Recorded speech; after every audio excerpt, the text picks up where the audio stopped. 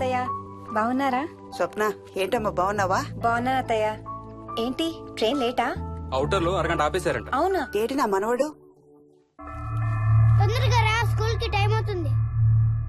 రోజు వస్తావుగా, ఇవాళ ఏమైంది? సరే అయితే నేను సాయంత్రం వస్తా.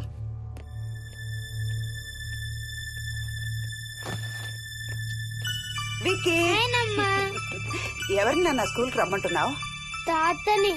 తాతయ్యనా? అవును, రోజు నాతో స్కూల్ కి వచ్చేవాడు. ఈ రోజు నువ్వు వచ్చావని రానంటున్నాడు. ఆహా, ఇన్నాళ్ళు లేకుండా ఇప్పుడు ఎక్కడి నుంచి ఊడిపడ్డాడంట మీ తాతయ్య? తాతయ్య హెవెన్ కి వెళ్తున్నాడంట. నిన్ను కూడా తీసుకెళ్లడానికి వచ్చాడంట. రేయ్ చంపేస్తాను. ఏంట్రా మాటలు? స్కూల్ కి టైం అయింది, పదా. ఆఫీస్కి వెళ్తానమ్మా. బాయ్ నాయనమ్మా. Bye. Bye mummy. Bye Vicky. వాడి తాతయ్య గోలేంటమ్మా? చెప్తాను అత్తయ్య, మీరు ఫ్రెష్ అవుతురు కానీ రండి.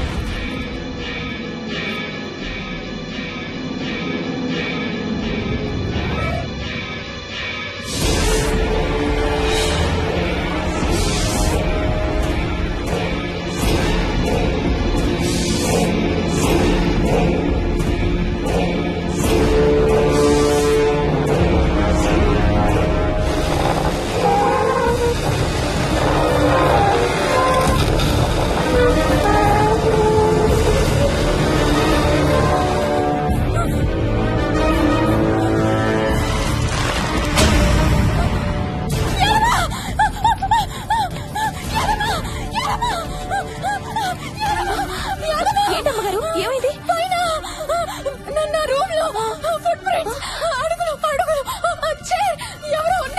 ఎవరున్నారమ్మా?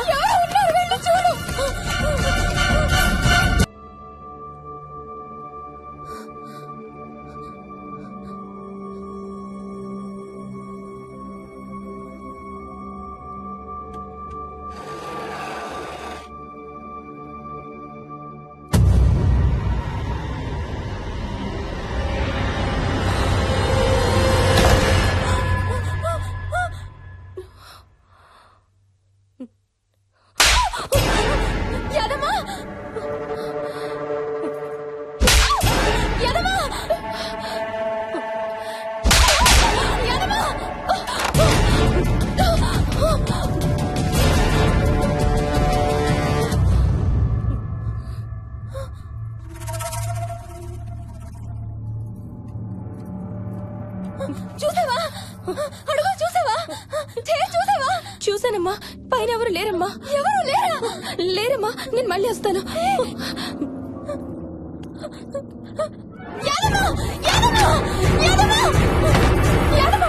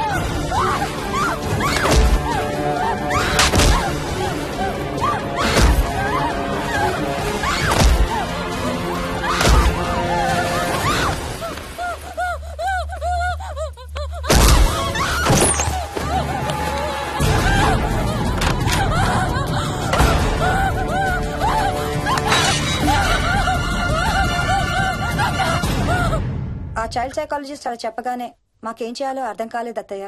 వీడు మాత్రం ఈ తాతయ్యతో మాట్లాడే ఆట మాత్రం మాడం లేదు. స్వప్న స్వప్న హాయ్ మోహిని, ఏంటి నన్ను లేపకుండా వెళ్ళిపోయావు? కాఫీ తాగుతావా?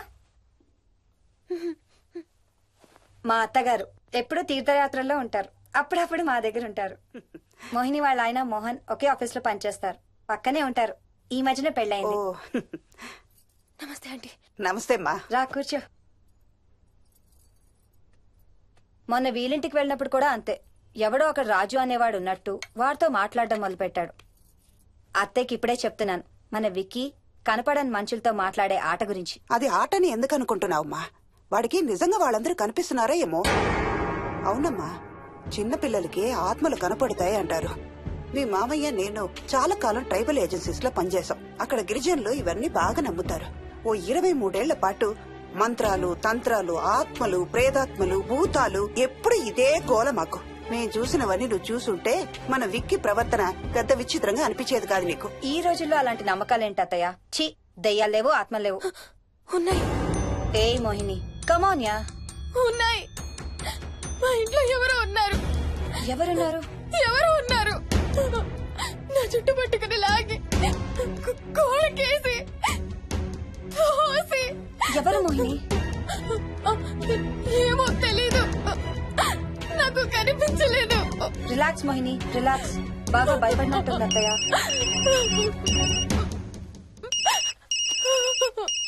హలో. ఏ స్వప్న, నేను హర్షాన్ని. మోహిని సెల్ ఎత్తడం లేదు, మీ ఇంట్లో ఉందా?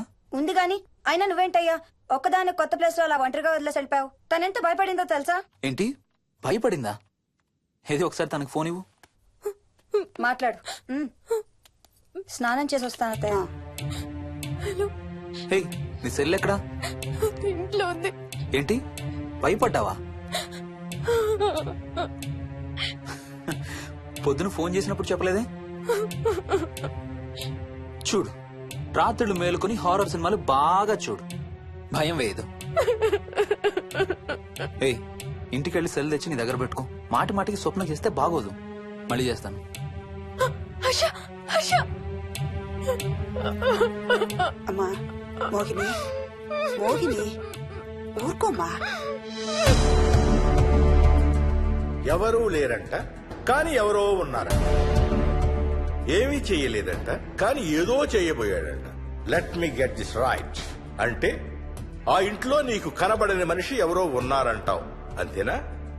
అవును, నన్నే ఫాలో అవుతూ ఉంటాడు, నన్నే చూస్తూ ఉంటాడు. నేను పని చేసుకునేటప్పుడు, నిద్రపోయేటప్పుడు, బట్టలు మార్చుకునేటప్పుడు, స్నానం చేసేటప్పుడు నన్నే చూస్తూ ఉంటాడు. వాడికి నేను కనపడతాను, కానీ వాడు నాకు కనపడడు. ఎవరూ నీకు కనపడలేదంటున్నావు, మరి ఆ మనిషి మగాడే అని ఎలా చెప్పగలుగుతున్నావు? వాడు మగాడే. అదే అడిగేది, అంత ఖచ్చితంగా వాడు మగాడే అని ఎలా చెప్పగలుగుతున్నావు? నేను ఆడదాన్ని కాబట్టి.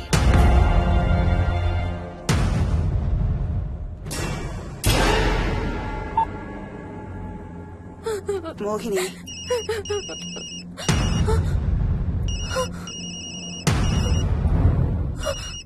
మాట్లాడమ్మా.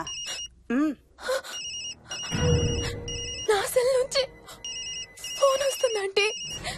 నీ సెల్ నుంచా? నీ సెల్ ఎక్కడుంది? మా ఇంట్లో. మీ ఇంట్లో ఎవరు లేరు కదమ్మా. నీ సెల్ నుంచి ఎవరు చేస్తున్నారంటావు? పద మీ ఇంటికి వెళ్దాం. వద్దంటే అక్కడికి వద్దు. నేనున్నాను కదమ్మా, నీ సెల్ నుంచి ఎవరు చేస్తున్నారో చూద్దాం. పద మీ ఇంటికి. వద్దంటే. ఏమవ్వదమ్మా, పద వద్దంటే. చూసొద్దాం, పద. అక్కడికి వద్దంటే. చెప్పాను కదమ్మా నేనున్నానని. నువ్వు భయపడుకుంటారా? వద్దంటే. ఏం అవ్వదమ్మా, నువ్వురా. నేనున్నాను కదమ్మా, రామా. ఎవరు ఏం చేయరమ్మా. ఎందుకమ్మా భయం? నేనున్నాను కదా, ఎందుకు భయపడతావు?